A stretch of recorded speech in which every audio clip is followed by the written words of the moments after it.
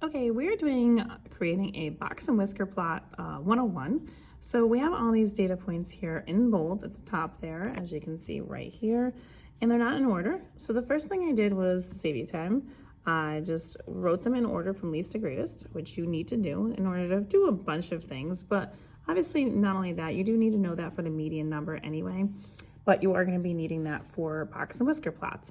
So now we're going to start looking at the information that we're looking for. So the median of this data set, we're just going to count how many points there are. So there's 1, 2, 3, 4, 5, 6, 7, 8, 9, 10, 11, 12, 13.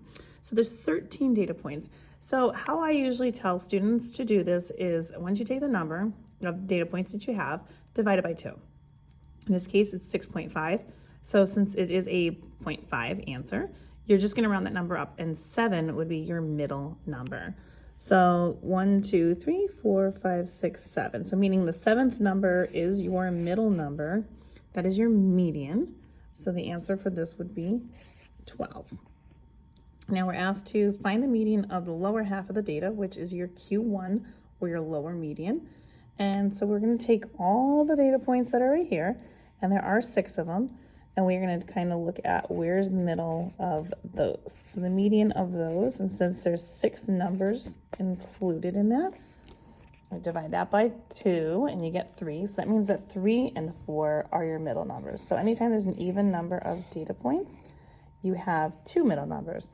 So we have 8 and 9, so we add those together. 8 plus 9 is 17 divided by 2, and we're going to end up with 8.5.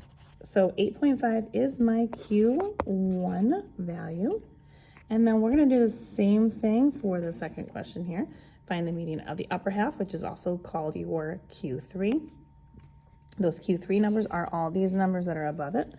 And we're going to do the same thing here. So there's 6 numbers. So that means that the 3rd and the 4th number are your middle numbers. And those 2 numbers happen to be the same number, which is 14 and 14. So we don't have to do anything because obviously it's the same number. So that is our number. And in the second part of this video, I'm going to show you guys how to actually make the box and whisker plot so you can understand how to draw it. Because I feel like they get very neglected when kids are going through school and they don't really know how to do it or how to understand it. So if you want more questions like these, follow me on Instagram, TikTok, and YouTube at YouWantAlgebra. These are all going to be located in the statistics section.